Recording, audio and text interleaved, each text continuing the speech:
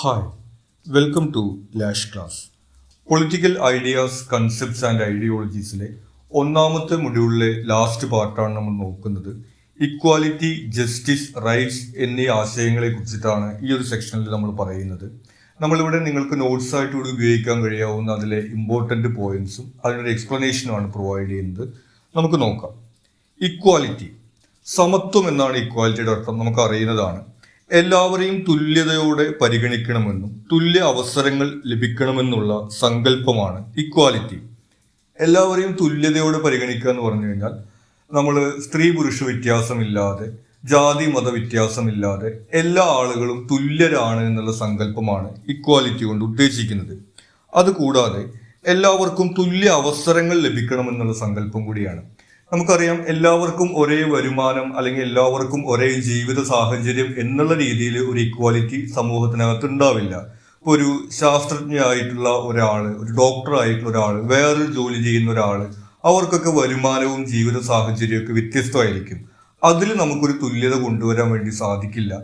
പക്ഷേ ഒരു വ്യക്തിക്ക് ഡോക്ടർ ആവണോ അല്ലെങ്കിൽ ശാസ്ത്രജ്ഞയാവണോ അല്ലെങ്കിൽ മറ്റേതെങ്കിലും ജോലി ചെയ്യണോ, അതിനുള്ള അവസരം ആ വ്യക്തിക്ക് ജീവിതത്തിൽ ലഭിക്കണം. ആ ഒരു അവസരം ലഭിക്കുന്ന കാര്യത്തിൽ എല്ലാവർക്കും തുല്യത ഉണ്ടാവണം. പഠിക്കാനുള്ള അവസരം എന്നുള്ള രീതിയിൽ, ജോലി ലഭിക്കാനുള്ള അവസരം എന്നുള്ള രീതിയിൽ, ഒരു അവസര സമത്വം എന്നുള്ള രീതിയിലാണ് നമ്മൾ ഇക്വാലിറ്റിയെ നോക്കിക്കാണുന്നത്.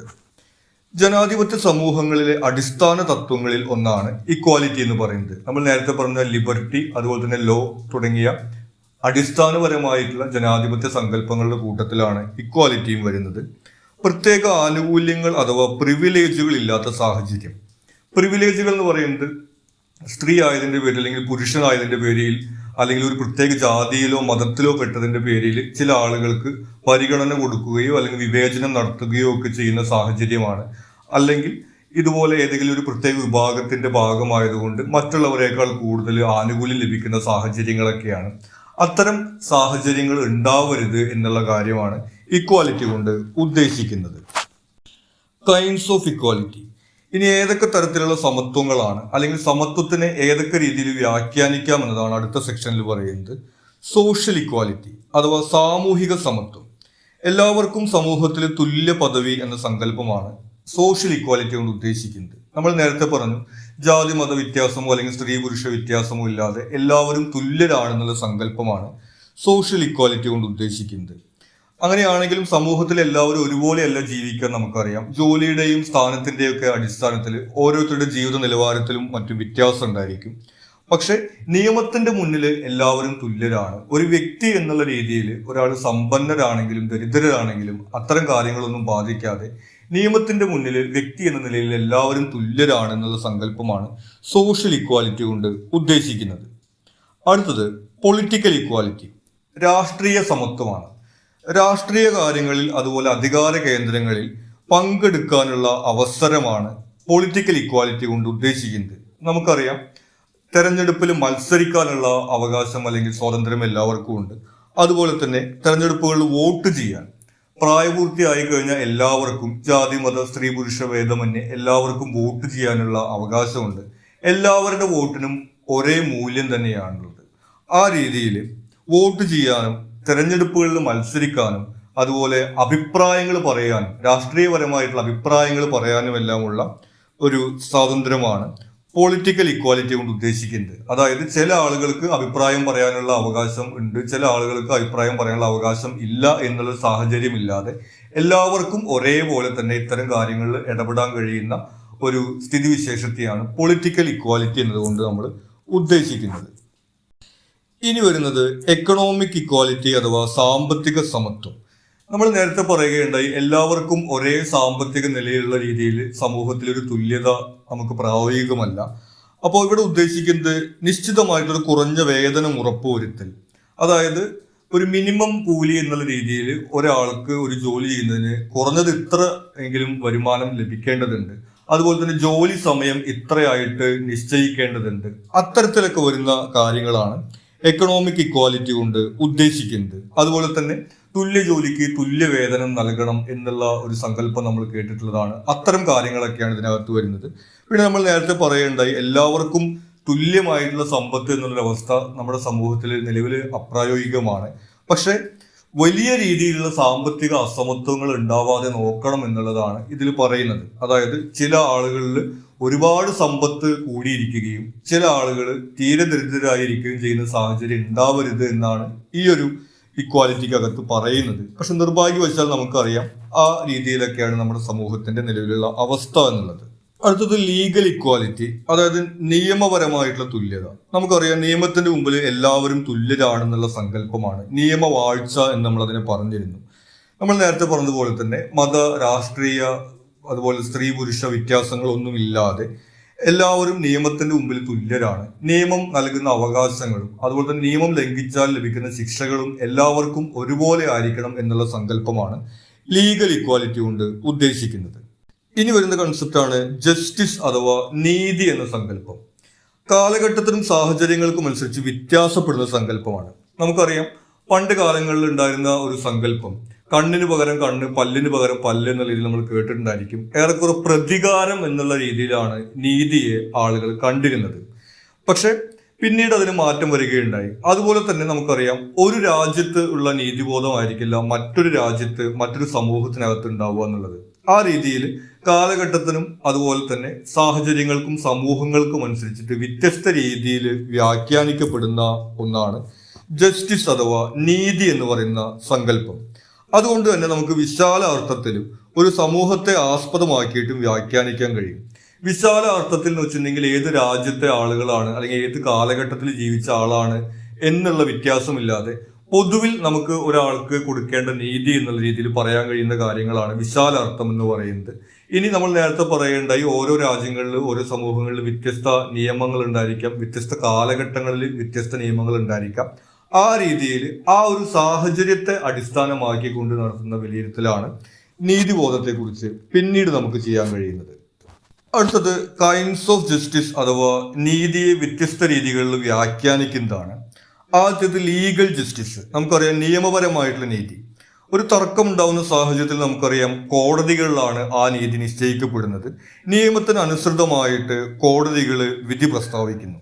അപ്പോൾ ഒരു കുറ്റകൃത്യത്തിൽ ഒരാൾക്ക് എത്ര ശിക്ഷ കൊടുക്കണം എന്നുള്ള കാര്യം, അതല്ലെങ്കിൽ ഒരാൾ എന്തെങ്കിലും ഒരു പരാതി ഉന്നയിക്കുന്ന സമയത്ത് അയാൾക്ക് എത്ര രൂപ നഷ്ടപരിഹാരം കൊടുക്കണം തുടങ്ങിയിട്ടുള്ള കാര്യങ്ങളൊക്കെ നിയമത്തിന്റെ അടിസ്ഥാനത്തിലും നീതിബോധത്തിന്റെ അടിസ്ഥാനത്തിലും കോടതിയാണ് വിധി പ്രസ്താവിക്കുന്നത്.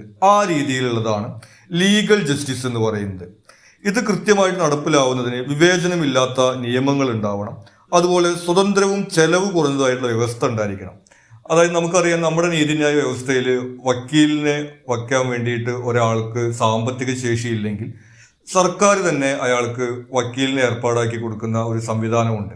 അതുപോലെ ഒരു സാമ്പത്തിക ബാധ്യത ഇല്ലാത്ത രീതിയിൽ എല്ലാ ആളുകൾക്കും എത്തിപ്പെടാൻ കഴിയുന്ന ഒരു സംവിധാനമായിരിക്കണം നീതി വ്യവസ്ഥ എന്നുള്ളതും, അതുപോലെ സ്വതന്ത്രമായ ഒരു വ്യവസ്ഥയായിരിക്കണം എന്നുള്ളതുമാണ് ഇത് കൃത്യമായിട്ട് നടപ്പിലാവുന്നതിന് വേണ്ടത്. അതുകൂടാതെ തന്നെ സമയബന്ധിതമായിട്ടുള്ള പ്രവർത്തനം, കേസുകൾ ഒരുപാട് കെട്ടിക്കിടക്കാതെ കൃത്യമായിട്ട് സമയക്രമം പാലിച്ചുകൊണ്ട് തീർപ്പാക്കുക എന്നുള്ളതാണ്. അതായത് ഒരുപാട് വൈകി കിട്ടുന്ന നീതി നിഷേധിക്കുന്നതിന് തുല്യമാണ് എന്ന് നമ്മൾ കേട്ടിട്ടുണ്ട്.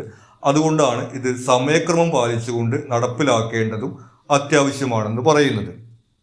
അടുത്തത് വരുന്നത് സോഷ്യൽ ജസ്റ്റിസ് ആണ്, സാമൂഹ്യ നീതി. നമ്മൾ നേരത്തെ പറയുകയുണ്ടായി ഈ സോഷ്യൽ ഇക്വാലിറ്റിയുമായി ബന്ധപ്പെട്ടുകൊണ്ടും വിവേചനങ്ങളില്ലാത്ത, പ്രിവിലേജുകളില്ലാത്ത ഒരു അവസ്ഥയാണ് അടിസ്ഥാനപരമായിട്ട് അതുകൊണ്ട് ഉദ്ദേശിക്കുന്നത്. അതുകൂടാതെ തുല്യ അവസരങ്ങൾ, അവശ്യ വിഭാഗത്തിന് പിന്തുണ. അപ്പോൾ എല്ലാവർക്കും ഒരേ രീതിയിൽ അവസരങ്ങൾ കൊടുത്തിട്ട് അവരെങ്ങനെയാണെങ്കിൽ ജീവിച്ചോട്ടെ എന്ന് പറയുന്നത് സോഷ്യൽ ജസ്റ്റിസിന്റെ ഭാഗമല്ല. നമുക്കറിയാം അവശ്യ വിഭാഗം, അതായത് ശാരീരികമായിട്ടോ മാനസികമായിട്ടോ വെല്ലുവിളികൾ നേരിടുന്ന ആളുകൾ, അതുപോലെ തന്നെ ചരിത്രപരമായിട്ട് വെല്ലുവിളികൾ നേരിടുന്ന ആളുകൾ, അതായത് ഈ ഗോത്ര വിഭാഗത്തിലുള്ള ആളുകൾ, ആദിവാസി വിഭാഗത്തിൽ പെട്ടിട്ടുള്ള ആളുകൾ, അങ്ങനെ ചരിത്രപരമായിട്ട് അവശത അനുഭവിക്കുന്ന വിഭാഗത്തിൽ വരുന്ന ആളുകൾ, അതുപോലെ ശാരീരികമായിട്ടുള്ള വെല്ലുവിളികൾ നേരിടുന്ന ആളുകൾ, അവർക്കൊക്കെ തുല്യ അവസരമുണ്ട്, നിങ്ങൾ എങ്ങനെയാണോ ജീവിച്ച് എന്ന് പറയുന്നതല്ല എന്താണ് സോഷ്യൽ ജസ്റ്റിസിന്റെ ഒരു സങ്കല്പം. അങ്ങനെയുള്ള ആളുകൾക്ക് ഒരു പിന്തുണയും സപ്പോർട്ടും ഒക്കെ കൊടുക്കണം എന്നുള്ളത് കൂടി സോഷ്യൽ ജസ്റ്റിസിന്റെ ഭാഗമാണ്. ഇത് കൂടാതെ സാമൂഹ്യ തിന്മകൾ ഒഴിവാക്കൽ, അതായത് ഈ വിവേചനവും മറ്റും തന്നെയാണ് നമ്മൾ സാമൂഹ്യ തിന്മകൾ എന്ന് പറയുന്നത്. നമുക്കറിയാം നമ്മുടെ രാജ്യത്ത് ഈ തൊട്ടുകൂടായ്മ അല്ലെങ്കിൽ അൺടച്ചബിലിറ്റി തുടങ്ങിയിട്ടുള്ള സാമൂഹ്യമായിട്ടുള്ള തിന്മകൾ ഉണ്ടായിരുന്നു. അത്തരത്തിലുള്ള കാര്യങ്ങളൊക്കെ ഇല്ലാതിരിക്കുക എന്നുള്ളതാണ് സോഷ്യൽ ജസ്റ്റിസ് കൊണ്ട് ഉദ്ദേശിക്കുന്നത്. അടുത്തത് എക്കണോമിക് ജസ്റ്റിസ് അഥവാ സാമ്പത്തിക നീതി. എല്ലാവർക്കും തുല്യമായിട്ടുള്ള സാമ്പത്തിക അവസരങ്ങൾ, അതായത് ജോലി എടുക്കാനുള്ള അവസരം, അതുപോലെ തന്നെ ചെയ്യുന്ന ജോലിക്ക് തുല്യമായിട്ടുള്ള വേതനം, സ്ത്രീ പുരുഷ ജാതി മത വ്യത്യാസമില്ലാതെ എല്ലാവർക്കും ഒരേ ജോലിക്ക് ഒരേ വേതനം എന്നുള്ള ഒരു കാര്യമൊക്കെയാണ് സാമ്പത്തിക നീതി എന്നതുകൊണ്ട് നമ്മൾ ഉദ്ദേശിക്കുന്നത്. എല്ലാവർക്കും അടിസ്ഥാന ജീവിത സാഹചര്യങ്ങൾ ലഭ്യമാക്കണമെന്ന സങ്കല്പം ഇതിനകത്ത് വരും. നമുക്കറിയാം, അടിസ്ഥാന ജീവിത സാഹചര്യം എന്ന് പറയുന്നത് നമ്മുടെ പാർപ്പിടം, ഭക്ഷണം, വസ്ത്രം തുടങ്ങിയിട്ടുള്ള അടിസ്ഥാനപരമായിട്ടുള്ള ആവശ്യങ്ങൾ എല്ലാവർക്കും ലഭിക്കണം എന്നുള്ളതും, അതുപോലെ തന്നെ ജോലി എടുക്കുന്നതിനും ചെയ്യുന്ന ജോലിക്ക് തുല്യ വേതനം ലഭിക്കണം എന്നുള്ള സങ്കല്പമാണ് എക്കണോമിക് ജസ്റ്റിസിനകത്ത് വരുന്നത്. ഇനി മാർക്സിസ്റ്റ് വ്യൂ ആണ് നമുക്ക് നോക്കാനുള്ളത്. ഈ സാമ്പത്തിക നീതിയെ കുറിച്ചിട്ട് മാർക്സിസ്റ്റുകൾക്ക് കുറച്ചുകൂടി വ്യത്യസ്തമായിട്ടുള്ള കാഴ്ചപ്പാടാണുള്ളത്. സ്വകാര്യ സ്വത്തും ഉൽപാദന പ്രക്രിയയിൽ മുതലാളിത്തത്തിന്റെ നിയന്ത്രണവും ഇല്ലാതാകാതെ സാമ്പത്തിക നീതി ലഭിക്കില്ല എന്നുള്ളതാണ് മാർക്സിസ്റ്റ് കാഴ്ചപ്പാടിൽ വരുന്നത്. നമ്മൾക്ക് ഈ പൊളിറ്റിക്കൽ തിയറീസിൽ നമ്മൾ പഠിച്ചിട്ടുള്ള കാര്യം തന്നെയാണ്. ഈ സ്വകാര്യ സ്വത്ത് എന്ന് പറയുന്നത് ഇപ്പോൾ കൃഷിഭൂമി ആയിരിക്കാം, അല്ലെങ്കിൽ ഫാക്ടറികളായിരിക്കാം, അതുപോലെയുള്ള മറ്റ് കാര്യങ്ങളായിരിക്കാം. അതായത് നമ്മൾ ധരിക്കുന്ന വസ്ത്രം അല്ലെങ്കിൽ നമ്മുടെ വീട്, അങ്ങനെയുള്ള സ്വകാര്യ സ്വത്തുക്കളല്ല ഇവിടെ ഉദ്ദേശിക്കുന്നത്. വലിയ രീതിയിലുള്ള ഉൽപാദന പ്രക്രിയയുമായി ബന്ധപ്പെട്ടിട്ടുള്ള കൃഷിഭൂമി, അതുപോലെ തന്നെ ഫാക്ടറികൾ, അല്ലെങ്കിൽ ഈ ഖനികൾ, അങ്ങനെയുള്ള കാര്യങ്ങളെ കുറിച്ചിട്ടാണ് ഇവിടെ പറയുന്നത്. അത്തരത്തിലുള്ള ഉൽപാദന പ്രക്രിയയുമായി ബന്ധപ്പെട്ട കാര്യങ്ങളിലുള്ള ഈ സ്വകാര്യ ഉടമസ്ഥാവകാശവും മുതലാളിത്തത്തിന്റെ നിയന്ത്രണവും ഒഴിവാക്കാതെ സാമ്പത്തിക നീതി ലഭിക്കില്ല എന്നുള്ളതാണ് മാർക്സിസ്റ്റ് വീക്ഷണത്തിൽ വരുന്നത്. പിന്നെ സാമ്പത്തിക നീതി ഇല്ലാതെ മറ്റ് നീതികൾ അപ്രായോഗികമാണ് എന്നുള്ളൊരു കൺസെപ്റ്റ് കൂടി മാർക്സിസ്റ്റ് വ്യൂവിനകത്ത് വരുന്നുണ്ട്. അതായത് ഇപ്പൊ തെരഞ്ഞെടുപ്പിൽ മത്സരിക്കാൻ എല്ലാവർക്കും അവകാശം ഉണ്ട് എന്ന് പറഞ്ഞിട്ട് നമുക്കറിയാം തെരഞ്ഞെടുപ്പിൽ മത്സരിക്കാൻ എത്ര ചെലവ് വരുന്ന ഒരു കാര്യമാണ് എന്നുള്ളത്. ആ രീതിയിൽ അതുപോലെ തന്നെ മറ്റ് അവകാശങ്ങളൊക്കെ ആയി തന്നെ അവസര സമത്വം എന്ന് പറയുന്നുണ്ട്. നമുക്ക് ഡോക്ടർ ആവാനോ അല്ലെങ്കിൽ എഞ്ചിനീയർ ആവാനുള്ള അവകാശമുണ്ട്, അവസരമുണ്ട്, പഠിക്കാനുള്ള അവസരമുണ്ട്. പക്ഷെ ഫീസ് ആര് കിട്ടും എന്നുള്ള ചോദ്യം അവിടെ വരുന്നുണ്ട്. ആ രീതിയിലൊക്കെ ഉള്ള കാര്യങ്ങൾ നമുക്ക് അറിയാവുന്നതാണ്. അപ്പോൾ ഒരു സാമ്പത്തിക നീതി ഇല്ലാതെ മറ്റ് നീതികളൊന്നും ലഭിക്കില്ല എന്നുള്ളതാണ് മാർക്സിസ്റ്റ് വീക്ഷണത്തിൽ അതിനെക്കുറിച്ച് പറയുന്നത്. അടുത്ത കൺസെപ്റ്റ് റൈറ്റ്സ് ആണ്, അഥവാ അവകാശങ്ങൾ എന്ന് പറയുന്നത്. മൗലിക അവകാശങ്ങൾ എന്നൊക്കെ പറഞ്ഞിട്ട് നമ്മൾ ഒരുപാട് പഠിച്ചിട്ടുള്ള കാര്യമാണ്. ഒരു സാമൂഹ്യ ജീവി എന്ന നിലയിൽ മനുഷ്യരുടെ സാമൂഹിക ആവശ്യങ്ങളുമായി ബന്ധപ്പെട്ട കാര്യങ്ങളാണ് അവകാശങ്ങളിൽ വരുന്നത്. അതായത് ഒരു സാമൂഹ്യ ജീവി ആയിരിക്കുന്ന സമയത്താണ് അവകാശങ്ങൾക്ക് പ്രസക്തിയുള്ളൂ. ഇപ്പോൾ നമ്മൾ റോബിൻസൺ ക്രൂസോന്റെ ഒക്കെ കഥ കേട്ടിട്ടുണ്ട്. അതുപോലെ ഒരാൾ ഒരു ദ്വീപിൽ ഒറ്റയ്ക്കൊക്കെ ജീവിക്കുകയാണെങ്കിൽ അയാൾക്ക് ഈ അവകാശങ്ങളുടെ ആവശ്യമില്ല. അപ്പോൾ മറ്റുള്ള മനുഷ്യരുമായി ഇടപെട്ടുകൊണ്ട് ഒരു സമൂഹമായിട്ട് ജീവിക്കുന്ന സന്ദർഭത്തിലാണ് നമുക്ക് അവകാശങ്ങൾ ഒരു ആവശ്യമായിട്ട് വരുന്നത്. മനുഷ്യരുടെ വ്യക്തി ജീവിതത്തിനും വ്യക്തി വികാസത്തിനും ആവശ്യമായിട്ടുള്ള സാഹചര്യങ്ങളെ നമുക്ക് പൊതുവിൽ അവകാശങ്ങൾ എന്ന് പറയാം. ഇനി അവകാശങ്ങൾ സാമൂഹിക സാഹചര്യങ്ങൾക്കനുസരിച്ച് മാറ്റം വരാവുന്ന കാര്യമാണ്. അപ്പോൾ നമുക്ക് ഓർമ്മയുണ്ടായിരിക്കും ഒരുപക്ഷെ കുറച്ചു കാലം മുമ്പ് ഈ കോവിഡ് അല്ലെങ്കിൽ കൊറോണ എന്ന പേരുള്ള ഒരു പകർച്ചവ്യാധി വന്ന സാഹചര്യത്തിൽ ആളുകൾ വീട് വിട്ട് പുറത്തു പോകരുത് എന്നുള്ള രീതിയിലൊക്കെ സർക്കാരിന്റെ നിർദ്ദേശങ്ങൾ ഉണ്ടാവുകയും അങ്ങനെ ചെയ്യുന്ന ആളുകൾക്ക് ശിക്ഷ ലഭിക്കുന്ന സാഹചര്യമൊക്കെ ഉണ്ടായി. അപ്പൊ ആ സമയത്ത് നമുക്ക് പറയാൻ വേണ്ടി കഴിയില്ല, എനിക്ക് സഞ്ചാര സ്വാതന്ത്ര്യം ഉണ്ട്, ഞാൻ ഇഷ്ടമുള്ള സ്ഥലത്തേക്ക് പോകും നമുക്ക് പറയാൻ വേണ്ടി പറ്റില്ല. കാരണം അവിടെ വന്നിട്ടുള്ളൊരു പ്രത്യേക സാഹചര്യവുമായി ബന്ധപ്പെട്ടുകൊണ്ട് അപ്പോൾ അവിടെ ആളുകളുടെ അവകാശത്തിൽ കുറവ് വന്നിട്ടുണ്ട്. ആ രീതിയിൽ ഒരുപക്ഷെ പ്രകൃതി ദുരന്തങ്ങൾ, അല്ലെങ്കിൽ ഇതുപോലെ പകർച്ചവ്യാധികൾ, അല്ലെങ്കിൽ യുദ്ധം, അങ്ങനെയുള്ള വ്യത്യസ്തമായിട്ടുള്ള സാഹചര്യങ്ങൾക്കനുസരിച്ചിട്ട് ആളുകൾക്കുള്ള അവകാശങ്ങളിൽ ഏറ്റക്കുറച്ചിലുകളൊക്കെ ഉണ്ടാവാവുന്നതാണ്.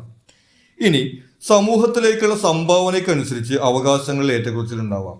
ഇവിടെ ഉദ്ദേശിക്കുന്നത്, ഇപ്പോൾ നമുക്കറിയാം ഏറ്റവും കൂടുതൽ അവകാശമുള്ള ഇന്ത്യൻ പൗരൻ എന്ന് പറയുന്നത് ഇന്ത്യൻ രാഷ്ട്രപതിയാണ്. അദ്ദേഹത്തിനുള്ള അധികാരങ്ങൾ അല്ലെങ്കിൽ അവകാശങ്ങൾ മറ്റാർക്കും ഇല്ല. അതുപോലെ തന്നെ മന്ത്രിമാര് അല്ലെങ്കിൽ MLA മാര്, MP മാര് തുടങ്ങിയിട്ടുള്ള ആളുകൾക്കൊക്കെ സാധാരണ ആളുകൾക്ക് ഉള്ളതിനേക്കാളും കൂടുതൽ അവകാശങ്ങൾ ഉണ്ട് എന്നുള്ള കാര്യങ്ങൾ അറിയാം. അത് സമൂഹത്തിലേക്ക് ഓരോരുത്തർ എത്രമാത്രം സംഭാവന നൽകുന്നു എന്നതിനനുസരിച്ചിട്ട് ഈ അവകാശങ്ങളിൽ ഏറ്റക്കുറച്ചിലുകൾ ഉണ്ടായിരിക്കാം.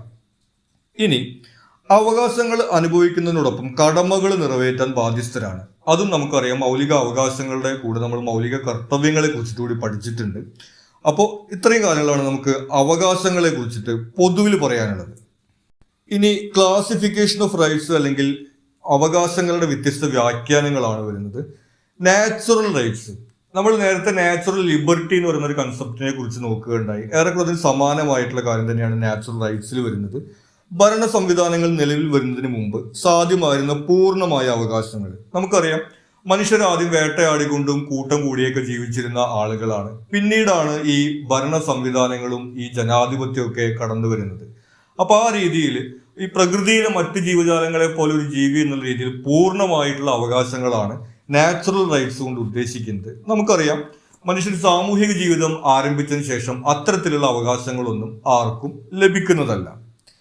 ഇനി ലീഗൽ റൈറ്റ്സ്. പിന്നെ നമുക്ക് ലഭിക്കുന്ന റൈറ്റ്സ് എന്ന് പറയുന്നത് ലീഗൽ റൈറ്റ്സ് അല്ലെങ്കിൽ നിയമം വഴിയുള്ള അവകാശങ്ങളാണ്. അത് ഭരണകൂടം നമുക്ക് നൽകുന്ന കാര്യങ്ങളാണ്. ഒരു പൗരൻ എന്നുള്ള രീതിയിൽ ഭരണകൂടം നമുക്ക് തരുന്ന അവകാശങ്ങളാണ് ലീഗൽ റൈറ്റ്സ്. ഇത് ഭരണഘടനയിൽ രേഖപ്പെടുത്തിയിട്ടുള്ളതായിരിക്കും. പിന്നെ നമുക്കറിയാം, ഇത് നിഷേധിക്കപ്പെടുന്ന സാഹചര്യത്തിൽ പോലീസ്, കോടതി തുടങ്ങിയിട്ടുള്ള സംവിധാനങ്ങളിലൂടെ ഇത് നമുക്ക് ലഭിക്കുന്നുണ്ടെന്ന് ഉറപ്പുവരുത്തുന്ന ഒരു സാഹചര്യം കൂടി ഉണ്ടായിരിക്കും. പിന്നെ വരുന്നത് സിവിൽ റൈറ്റ്സ് ആണ്. നമുക്കറിയാം, പൗരാവകാശങ്ങൾ എന്നുള്ള അർത്ഥമാണ് സിവിൽ റൈറ്റ്സ് എന്നത് ഉദ്ദേശിക്കുന്നത്. അതായത് ഒരു പൗരൻ എന്നുള്ള രീതിയിൽ നമുക്ക് ലഭിക്കുന്ന അടിസ്ഥാനപരമായിട്ടുള്ള അവകാശങ്ങളാണ് നമ്മുടെ ജീവനും സ്വത്തിനുമുള്ള സുരക്ഷ. അതുപോലെ തന്നെ നമുക്ക് വിദ്യാഭ്യാസത്തിന്, അഭിപ്രായ പ്രകടനത്തിന് തുടങ്ങിയ നമ്മുടെ അടിസ്ഥാനപരമായിട്ടുള്ള അവകാശങ്ങളാണ് സിവിൽ റൈറ്റ്സിൽ വരുന്നത്. പിന്നെ വരുന്നത് പൊളിറ്റിക്കൽ റൈറ്റ്സ് ആണ്. നമുക്കറിയാം, രാഷ്ട്രീയപരമായിട്ടുള്ള അവകാശങ്ങളാണ്. ഭരണകാര്യങ്ങളിൽ പങ്കെടുക്കാനുള്ള അവകാശമാണ്. അതായത് തെരഞ്ഞെടുപ്പിൽ മത്സരിക്കാനുള്ള അവകാശം, വോട്ട് ചെയ്യാനുള്ള അവകാശം, അതുപോലെ തന്നെ സർക്കാരിനെ വിമർശിക്കാനുള്ള അവകാശം, അഭിപ്രായ പ്രകടനം നടത്താനുള്ള അവകാശം തുടങ്ങിയിട്ടുള്ള കാര്യങ്ങളാണ് പൊളിറ്റിക്കൽ റൈറ്റ്സിനകത്ത് വരുന്നത്. പിന്നെ വരുന്നത് എക്കണോമിക് റൈറ്റ്സ് ആണ്. അത് സാമ്പത്തികമായിട്ടുള്ള അവകാശങ്ങളാണ്. അത് ജോലി എടുക്കാനും ന്യായമായ വേതനത്തിനുമുള്ള അവകാശമാണ്. അതായത് നമ്മൾ നേരത്തെ പറയുകയുണ്ടായി, ഈ വിവേചനം പാടില്ല. സ്ത്രീ പുരുഷ ജാതി മത വിവേചനങ്ങൾ ഇല്ലാതെ ജോലി എടുക്കാനും ചെയ്യുന്ന ജോലിക്ക് കൃത്യമായിട്ടുള്ള വേതനം ലഭിക്കാനും ഒക്കെയുള്ള അവകാശങ്ങളാണ്. നമ്മൾ നേരത്തെ സാമ്പത്തികമായിട്ടുള്ള ഈ ജസ്റ്റിസിനെ കുറിച്ചിട്ട് പറയുമ്പോഴും പറഞ്ഞിട്ടുള്ള ഒരു കാര്യമാണ്. കാരണം സാമ്പത്തിക അവകാശങ്ങളില്ലാതെ മറ്റ് അവകാശങ്ങൾ നാമമാത്രമായിരിക്കും. നമ്മൾ നേരത്തെ പറയുകയുണ്ടായല്ലോ, ഇപ്പോൾ തെരഞ്ഞെടുപ്പിൽ മത്സരിക്കാനുള്ള അവകാശം ഉണ്ട് എന്ന് കരുതിയിട്ട് ആളുടെ കയ്യിൽ പൈസ ഇല്ലെങ്കിൽ ആൾക്ക് മത്സരിക്കാൻ വേണ്ടി സാധിക്കില്ല. ഈ രീതിയിൽ മറ്റെല്ലാ അവകാശങ്ങളും സാധ്യമാകണമെന്നുണ്ടെങ്കിൽ എക്കണോമിക് റൈറ്റ്സ് നിലനിൽക്കുന്ന സാഹചര്യത്തിൽ മാത്രമേ ഉണ്ടാവുകയുള്ളൂ. ഇനി ഇതിൽ ലാസ്റ്റ് വരുന്നത് മോറൽ റൈറ്റ്സ് ആണ്. മോറൽ റൈറ്റ്സ് എന്ന് പറയുന്നത് ധാർമ്മിക ബോധവും യുക്തിചിന്തയുമായി ബന്ധപ്പെട്ടിട്ടുള്ള കാര്യങ്ങളാണ്. അതായത് ഏത് ആശയങ്ങളിൽ വിശ്വസിക്കണം അല്ലെങ്കിൽ ഏത് മതത്തിൽ വിശ്വസിക്കണം എന്നുള്ള ഒരാളുടെ ധാർമ്മിക ബോധവുമായി ബന്ധപ്പെട്ടിട്ടുള്ള അവകാശങ്ങളാണ്. നമുക്ക് ചുരുക്കി പറയുകയാണെങ്കിൽ ഇഷ്ടപ്പെട്ട മതത്തിലോ ആശയത്തിലോ അല്ലെങ്കിൽ ഒരു മതത്തിലും വിശ്വസിക്കാതിരിക്കാനോ ഒക്കെയുള്ള ഒരാളുടെ അവകാശത്തിനെയാണ് നമ്മൾ മോറൽ റൈറ്റ്സ് എന്നതുകൊണ്ട് ഉദ്ദേശിക്കുന്നത്. ഇനി ഇതിൽ അവസാനം വരുന്നത് ഹ്യൂമൻ റൈറ്റ്സ് ആണ്. മനുഷ്യാവകാശങ്ങൾ എന്നുള്ളൊരു സങ്കല്പമാണ്. മനുഷ്യാവകാശങ്ങൾ എന്ന് പറയുന്ന സങ്കല്പം ഏതെങ്കിലും ഒരു രാജ്യത്ത് മാത്രം ബാധകമായിട്ടുള്ള കാര്യമല്ല. അത് സാർവത്രികവും അടിസ്ഥാനപരവുമായിട്ടുള്ള കാര്യമാണ്. അതായത് ഐക്യരാഷ്ട്രസഭയാണ് ഈ മനുഷ്യാവകാശങ്ങൾ പ്രഖ്യാപിച്ചിട്ടുള്ളത്. അത് 1948 ഡിസംബർ 10 അതുകൊണ്ട് ലോക മനുഷ്യാവകാശ ദിനമായിട്ട് നമ്മൾ ആചരിക്കുന്നുണ്ട്. ഇത് എല്ലാ രാജ്യങ്ങളും പാലിക്കണം എന്നുള്ളൊരു നിർദ്ദേശമാണ്, ഒരു അന്താരാഷ്ട്ര നിയമമാണ്. പക്ഷെ നമുക്കറിയാം, പല ഏകാധിപത്യ രാജ്യങ്ങളിലും ഇത് പാലിക്കപ്പെടാത്ത സാഹചര്യങ്ങളൊക്കെ ഉണ്ടായിരിക്കാം. അപ്പൊ പൊതുവിൽ നമ്മൾ മനുഷ്യാവകാശം എന്നതുകൊണ്ട് ഉദ്ദേശിക്കുന്നത് ഒരു രാജ്യത്തേക്ക് മാത്രമല്ല, മനുഷ്യൻ എന്നുള്ള രീതിയിൽ ഏത് രാജ്യത്തോ അല്ലെങ്കിൽ എവിടെയോ ജീവിച്ചോട്ടെ, പക്ഷെ ഒരു മനുഷ്യൻ എന്നുള്ള രീതിയിൽ മിനിമം വേണ്ടതായിട്ടുള്ള അവകാശങ്ങളെയാണ് നമ്മൾ ഹ്യൂമൻ റൈറ്റ്സ് എന്ന് പറയുന്നത്. ഇത്രയുമാണ് നമുക്ക് ഈ മൊഡ്യൂളിനകത്ത് ഇമ്പോർട്ടൻ്റ് ആയിട്ട് വരുന്നത്. നിങ്ങൾക്ക് മറ്റെന്തെങ്കിലും സംശയങ്ങളോ സജഷൻസോ ഉണ്ടെങ്കിൽ നിങ്ങൾ കമൻറ്റ് ചെയ്യുക. കൂടാതെ ചാനൽ നിങ്ങൾ സബ്സ്ക്രൈബ് ചെയ്തിട്ടില്ലെങ്കിൽ സബ്സ്ക്രൈബ് ചെയ്യുക. താങ്ക്